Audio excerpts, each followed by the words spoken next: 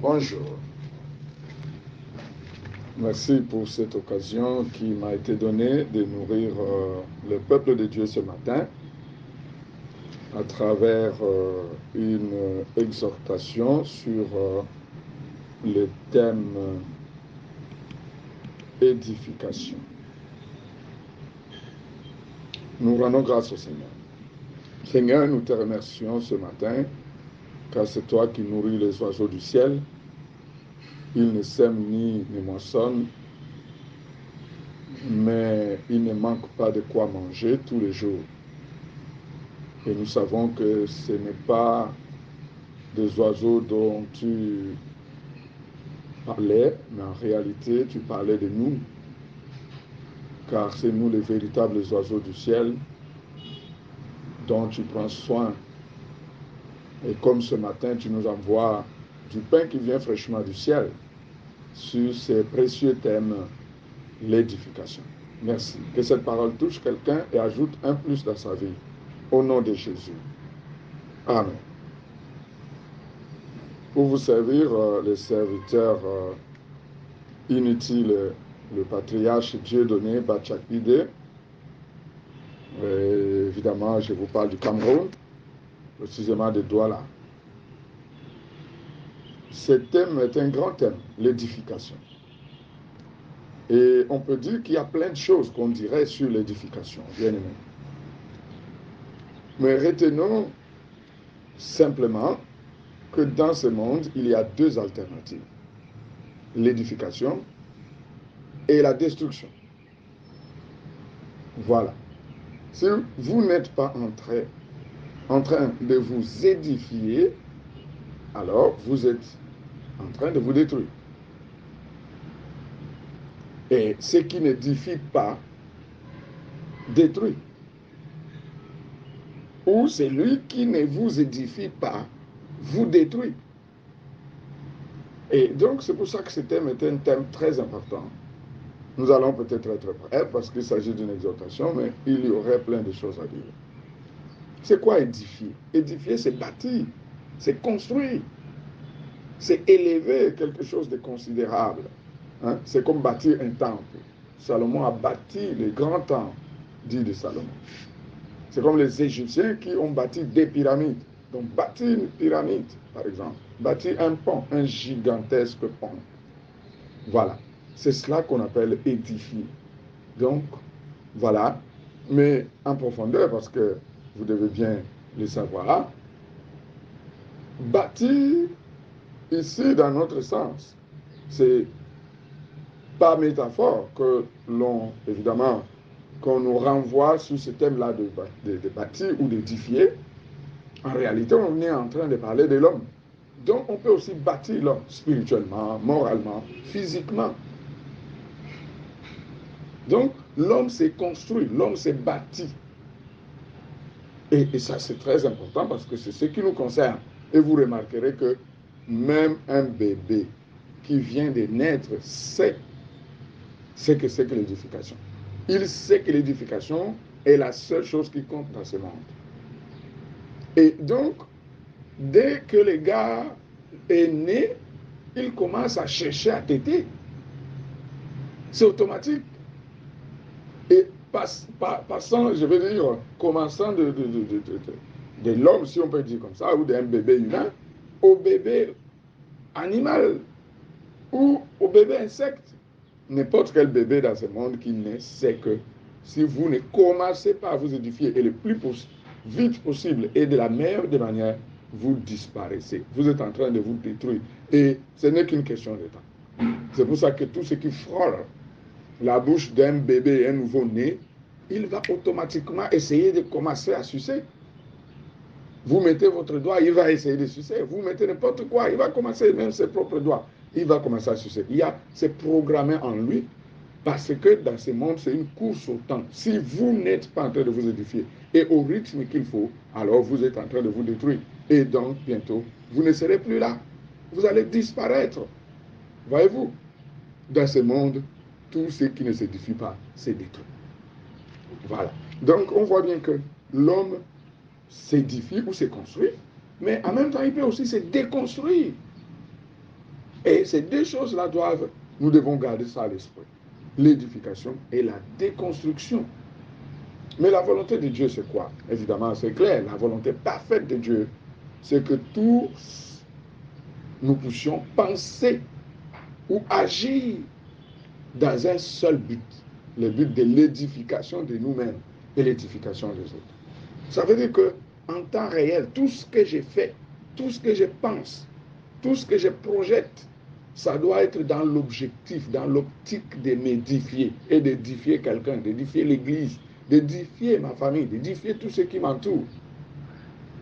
Voilà la volonté parfaite de Dieu en ce qui concerne l'édification. Parce que si je ne le fais pas, je suis en train donc de travailler pour le contraire, c'est-à-dire je suis en train de me déconstruire, je suis en train de déconstruire les autres, je suis en train de déconstruire l'Église, je suis en train de déconstruire le monde. C'est absolument important pour nous de garder ces choses-là. Et ce matin, je ne veux peut-être pas m'étendre sur tout ce qui est édification, parce que c'est tout un monde, mais je voulais insister sur une petite chose, une toute petite chose dans l'édification, en particulier les matériaux d'édification. Édifier, oui, mais avec quoi? J'édifie ou je m'édifie avec des matériaux. Et la qualité de ces matériaux, c'est ce qui me concerne ce matin et ce que je voulais partager avec vous, comme frères et éminents serviteurs de Dieu. Parce que pour édifier, pour nous édifier nous-mêmes, pour édifier les autres, nous avons besoin des instruments, nous avons besoin des matériaux. Et voilà. Et si nous ne regardons pas à ces choses-là, si nous nous édifions comme un château de cartes, par exemple, ou si nous édifions l'Église ou les autres comme un château de cartes, vous savez ce qui va advenir. Donc tout va s'écrouler de soi-même. Il suffirait d'un petit coup de vent, ça va s'écrouler. Et la Bible est claire là-dessus. Le véritable matériau de construction de la vie, pour que la vie soit éternelle, que la vie soit solide, du béton pour l'éternité, eh bien, c'est la parole de Dieu. Mais la vraie parole, la parole pure, sans mélange, sans hybridation, c'est l'évangile éternel. Voilà. Je vais lire quelques versets ici à ce propos. Par exemple, dans Matthieu chapitre 12, verset 30. Nous lisons au nom de Jésus. C'est lui qui n'est pas avec moi est contre moi. Et c'est lui qui n'assemble pas avec moi disperse. Voyez-vous, on nous parle de l'édification. Et ici, le mot utilisé, c'est assembler. Parce qu'édifier, c'est assembler les éléments pour les mettre, les lier les uns les autres. Et donc édifier. Et Jésus était en train de dire clairement que édifier, oui. Mais faisons attention parce que nous sommes dans un monde de l'heure, un monde des apparences, un monde donc de piraterie. Et si nous voulons véritablement édifier notre vie, si nous voulons véritablement édifier les autres, nous devons choisir, nous devons être regardants sur les matériaux que nous utilisons. Et le Seigneur le dit clairement. C'est lui qui n'est pas avec moi et contre moi. Et c'est lui qui n'assemble pas avec moi disperse. C'est lui qui n'édifie pas avec moi déconstruit ou détruit. Voyez-vous, frère, c'est absolument important d'édifier sa vie, d'édifier l'Église, d'édifier les autres, sa famille, mais avec Jésus. Et quand on dit c'est avec Jésus, avec le vrai Jésus. Parce que vous savez, aujourd'hui, dit Jésus ne veut plus grand-chose. Étant donné qu'il y a beaucoup de Jésus, il y a beaucoup des esprits, il y a beaucoup de doctrines, il y a beaucoup de paroles. Il nous faut absolument le vrai Jésus. Il nous faut la vraie parole. Il nous faut le vrai esprit. Il nous faut le vrai évangile. Parce que si nous n'édifions pas avec le vrai, évidemment, notre construction est un faux, c'est un fake. Et ça va se détruire, ça ne peut pas subsister éternellement. Alors, Paul va ajouter quelque chose, toujours en ce sens-là. Il va parler de la qualité des matériaux. J'aime tellement ce verset. Nous lisons donc évidemment 1 Corinthiens chapitre 3. Je vais commencer au verset 11 par le nom de Jésus. Car personne ne peut poser un autre fondement que c'est lui qui a été posé, savoir Jésus-Christ. Or, si quelqu'un bâtit sur ses fondements avec de l'or, de l'argent, des pierres précieuses, du bois, du foin, du chaume, l'œuvre de chacun se manifestera. Car le jour la fera connaître, parce qu'elle se révélera dans le feu, et le feu éprouvera ce qu'est l'œuvre de chacun.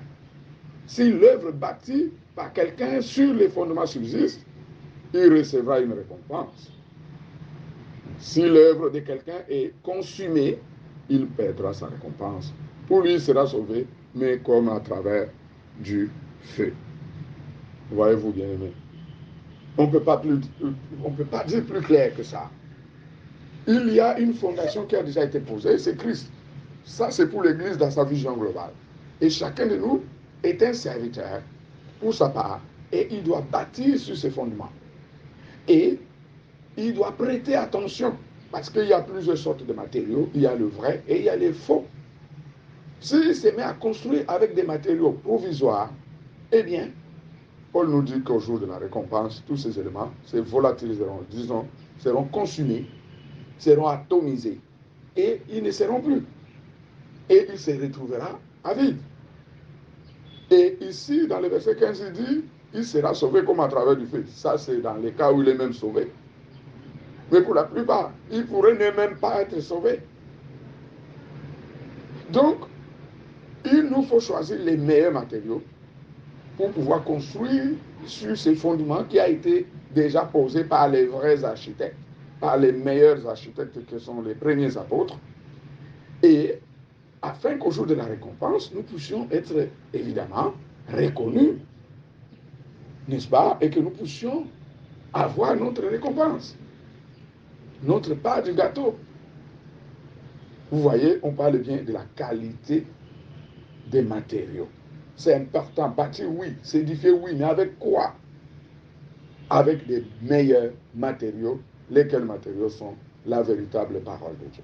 On peut ajouter encore un autre verset, dans Jean 12, 48 à 50, Jésus disait quelque chose qui ressemble à ceci, disons au nom de Jésus, c'est lui qui me rejette et qui ne reçoit pas mes paroles à son juge, la parole que j'ai annoncée. C'est elle qui le jugera au dernier jour, car je n'ai point parlé de moi-même, mais le Père qui m'a envoyé m'a prescrit lui-même ce que je dois dire et annoncer. Et dans le verset 50, il dit, et je sais que son commandement est la vie éternelle.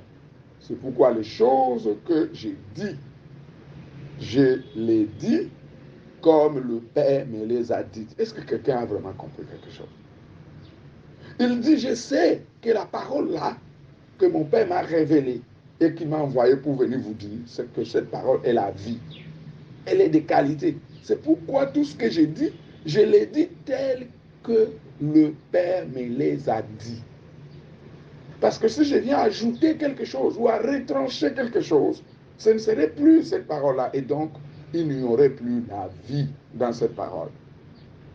La parole de Dieu est un agneau sans défaut. Si on y ajoute quelque chose, eh bien, il perd sa qualité. Il ne peut plus servir de sacrifice.